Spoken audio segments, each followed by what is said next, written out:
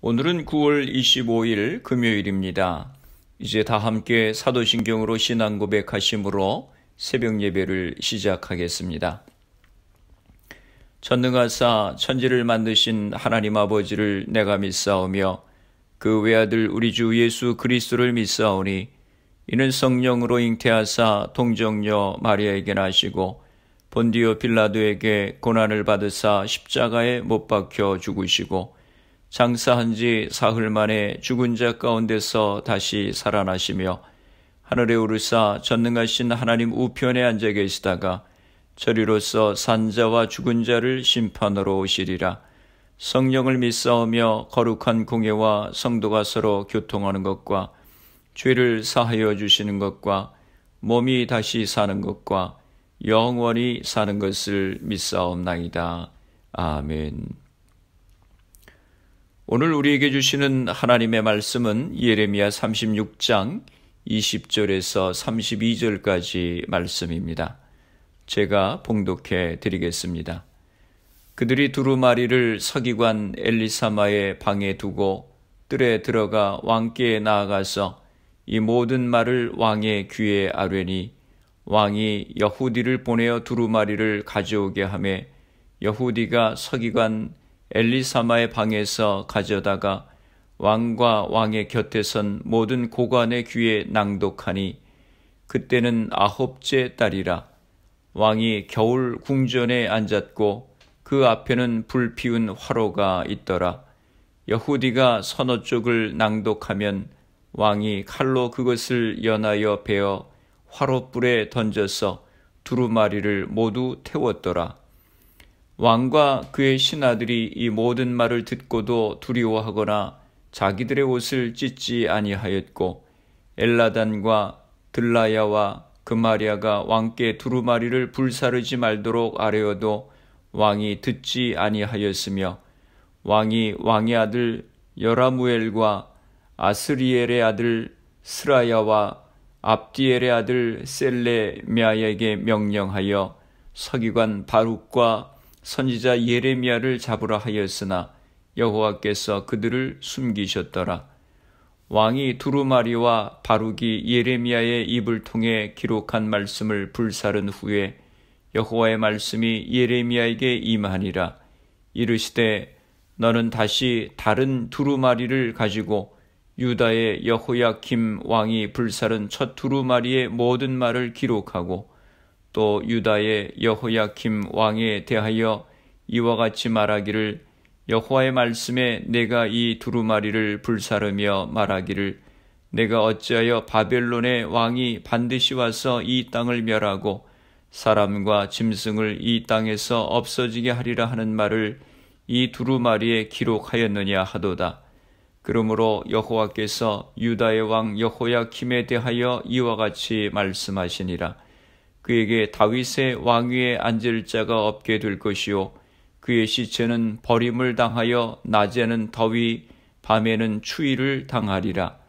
또 내가 그와 그의 자손과 신하들을 그들의 죄악으로 말미암아 벌할 것이라. 내가 일찍이 그들과 예루살렘 주민과 유다 사람에게 그 모든 재난을 내리리라 선포하였으나 그들이 듣지 아니하였느니라. 이에 예레미야가 다른 두루마리를 가져다가 네리야의 아들 서기관 바룩에게 주매 그가 유다의 여호야킴 왕이 불사른 책의 모든 말을 예레미야가 전하는 대로 기록하고 그 외에도 그 같은 말을 많이 더 하였더라. 아멘. 할렐루야. 오늘 하루도 주님의 말씀과 함께 시작하시는 성도님들을 주님의 이름으로 축복합니다. 하나님께서 예레미야에게 일러준 말씀들을 다 기록하라고 하셨습니다. 예레미야는 서기관 바룩에게 하나님께서 주신 말씀들을 불러주어서 두루마리에 기록하게 합니다. 두루마리에 기록된 말씀을 통해서 유다의 더 많은 백성들이 하나님의 말씀을 듣고 회개하며 악한 길에서 돌아서므로 하나님의 용서하심을 받게 하기 위해서였습니다. 두루마리에 기록된 말씀은 처음에 성전에 있는 사반의 아들 그마리아의 방에서 거기 모인 모든 백성을 향해 낭독되었고 그마리아의 아들인 미가야가 왕궁 고관들에게 전파했습니다. 고관들은 사람들에게 바룩을 데려오게 하였고 바룩은 다시 한번 두루마리의 말씀을 낭독하였습니다. 말씀을 듣고 놀란 이들은 바룩과 예레미야에게 몸을 숨기라고 지시하고 나서 이 상황을 여호야킴 왕에게 보고합니다. 그러자 왕은 즉시 그 두루마리를 가져와서 낭독하도록 명합니다. 왕이 어떻게 반응합니까? 23절입니다. 여후디가 서너 쪽을 낭독하면 왕이 칼로 그것을 여다여 베어 화롯불에 던져서 두루마리를 모두 태웠더라. 신하가 두루마리를 낭독할 때마다 왕은 칼로 그것들을 베었고 베인 두루마리 조각들을 화롯불에 던졌습니다. 24절과 25절입니다. 세 번역으로 읽습니다. 그런데 왕과 그의 신하들 모두가 이 말씀을 다 듣고 나서도 두려워하거나 슬퍼하면서 자기들의 옷을 찢지 않았다. 엘라단과 들라야와 그마리아가 왕에게 그 두루마리를 태우지 말도록 간청까지 했었으나 왕은 그들의 말을 듣지 않았다. 두루마리에 적힌 하나님의 말씀을 들을 때 두려워하거나 자기들의 옷을 찢지 않았습니다. 두루마리를 전부 불태워 버렸습니다. 그리고 바룩과 예레미야를 잡아들이라고 명령합니다. 지금 유다는 바벨론의 위협 앞에 놓여서 여호야킴 왕은 백성들에게 금식일을 선포했습니다. 그러나 정작 금식을 위해서 모여든 백성이나 이 금식을 선포했을 왕은 무엇이 문제인지 무엇을 어떻게 해야 되는지 전혀 깨닫지 못하고 있었습니다. 그들이 하나님을 경외하지 않는 이들도 아니고 하나님을 거역하려고 작정한 이들도 아니었기에 금식을 선포하고 하나님의 도우심을 구하는 외양은 갖추었지만 정작 그들에게 선포된 하나님의 말씀에는 완전히 귀를 닫아버렸습니다. 이스라엘의 죄악성을 폭로하고 오직 그 죄악에서 돌이켜 하나님께로 돌아오라는 외침이 담겨 있었을 두루마리에 대한 여호야킴과 신하들의 반응은 그들이 선언한 금식의 의미를 돌아보게 만듭니다. 그들이 원하는 금식의 효과는 무엇이었습니까? 그들에게 금식은 어떤 의미를 가지고 있었습니까? 금식하면 하나님이 모든 죄를 용서하시고 불쌍히 여기시어 놀라운 기적을 행해서 바벨론의 위협으로부터 그들을 건져내리라고 그들이 기대했던 것일까요? 분명한 것은 여호야킴과 그 백성이 하나님이 무엇을 책망하시고 무엇을 요구하시는지에 아무런 관심이 없었다고 하는 것입니다. 레갑 자손은 선조의 명령이 어떤 의미인지 알고 대대로 순종하지만 정작 다윗의 자손인 왕은 하나님의 뜻에 아무런 관심이 없었습니다. 하나님은 숨어있던 예레미야에게 다시 하나님의 말씀을 두루마리에 기록하라고 말씀하셨습니다. 30절 말씀입니다. 그러므로 유다 왕 여호야킴을 두고서 나 주가 말한다. 그의 자손 가운데는 다윗의 왕자에 앉을 사람이 없을 것이요 그의 시체는 무더운 낮에도 추운 밤에도 바깥에 버려져 뒹굴 것이다. 하나님은 하나님의 말씀을 듣지도 깨닫지도 못하는 신하들과 백성들을 벌할 것이라고 알리신 후에 다윗의 후손인 왕을 향해 다윗의 왕위에 앉을 자가 없게 될 것이요 그의 시체는 버림을 당하여 낮에는 더위 밤에는 추위를 당하리라고 선언하십니다. 여호야킴에 대한 하나님의 심판 선언은 인간의 그 무엇도 하나님의 약속과 은혜를 제 것인 양 당연시 여길 수 없음을 확실히 보여주는 것입니다. 다윗에게 영원한 약속을 하셨지만 그 모든 주권은 전적으로 하나님께 있지 사람에게 있지 않습니다. 왜냐하면 하나님은 돌들로도 아브라함의 자손을 만드실 수 있는 분이시기 때문입니다.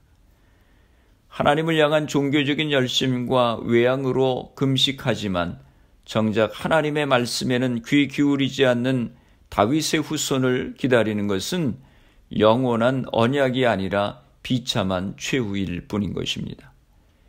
예레미야 26장에서는 예루살렘 성전이 회파될 것이라고 선포했는데 36장에서는 다윗의 가문이 몰락할 것이라고 선포하십니다.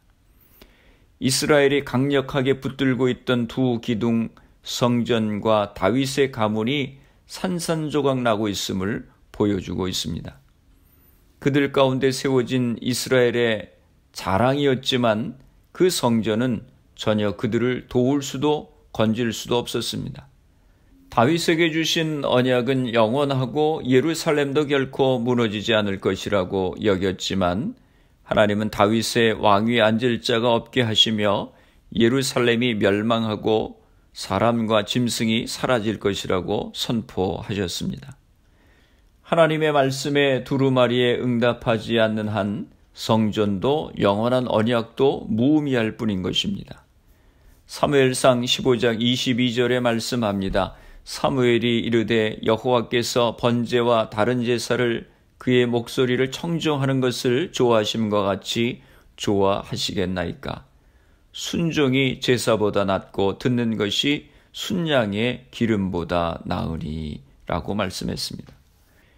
우리의 신앙의 근본은 말씀입니다.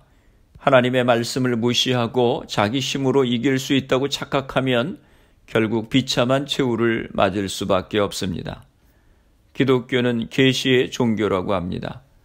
우리가 하나님을 믿을 수 있는 것은 하나님의 말씀을 통해 당신을 계시해 주셨기 때문입니다. 말씀이 없으면 우리는 하나님을 바로 알 수도 믿을 수도 없습니다. 말씀의 기초가 든든히 세워지지 않으면 우리의 믿음도 왜곡되고 교회도 기형적 모습을 갖출 수밖에 없습니다. 형식적인 신앙이 아니라 하나님의 말씀에 우리의 마음의 문을 열고 그 말씀에 응답하며 말씀에 순종하는 성도의 삶을 살아가시기를 주님의 이름으로 축원합니다. 기도하시겠습니다. 거룩하신 아버지 하나님, 은혜와 사랑을 감사합니다. 하나님의 말씀이 여호야킴 왕과 신하들에게 선포되었지만 그들은 말씀 앞에 회개하고 두려워하기는커녕 하나님의 말씀인 두루마리를 불에 태워버렸습니다. 그런 그들에게 하나님의 징계가 임했던 것을 기억합니다. 하나님, 저희들에게 은혜를 허락하셔서 하나님의 말씀 앞에 바로 서고 두렵고 떨리는 마음으로 말씀을 순종할 수 있는 저희가 되게 하여 주옵소서. 교회와 성도들을 위해서 기도합니다. 흩어져 있는 주의 백성들 가정들을 지켜주시고 질병으로 인하여 어려움 가운데 있는 이들을 치료하여 주시옵소서. 우리의 가정들을 축복하여 주시고 자녀들을 복되게 하시며 주신 사업과 직장을 붙들어 주옵소서. 질병으로 고생하시는 성도들을 기억하여 주시고 치료하여 주옵소서. 코로나 바이러스의 문제가 하루속히 해결되어서 모두가 정상적인 생활을 할 수 있도록 은혜를 허락하여 주옵소서. 오늘 하루도 주님과 동행하는 복된 하루가 되게 하여 주옵소서. 예수님의 이름으로 기도드리옵나이다. 아멘. 주기도문 하심으로 새벽 기도회를 마치겠습니다. 하늘에 계신 우리 아버지여, 이름이 거룩히 여김을 받으시오며 나라가 임하시오며 뜻이 하늘에서 이루어진 것 같이 땅에서도 이루어지이다. 오늘 우리에게 일용할 양식을 주시옵고 우리가 우리에게 죄 지은 자를 사하여 준 것 같이 우리 죄를 사하여 주시옵고 우리를 시험에 들게 하지 마시옵고 다만 악에서 구하시옵소서. 나라와 권세와 영광이 아버지께 영원히 있사옵나이다. 아멘. 새벽 예배를 마쳤습니다. 오늘 하루도 주님 안에서 승리하시기 바랍니다. 새벽 예배 후 개인적으로 10분 이상씩 기도하시기 바랍니다. 하나님의 말씀 앞에 우리의 마음을 열고 받아들이고 회개하며 돌이킬 수 있도록 기도하시고, 가정마다 부모님들이 믿음의 제사장의 역할을 감당하고 가정 기도회가 세워질 수 있도록 기도하시기 바랍니다. 교회를 위해서 기도해 주시기 바랍니다. 질병으로 고생하시는 성도님들의 회복을 위해서 기도해 주시고 미국과 대한민국 조국을 위해서 기도해 주시고 그리고 코로나 바이러스를 위해서 애쓰는 의료진들, 봉사자들, 위정자들을 위해서 기도해 주시고 코로나 백신 개발을 위해서 기도해 주시기 바랍니다. 코로나 바이러스로 희생된 가정들, 환자들 위해서 기도해 주시기 바랍니다.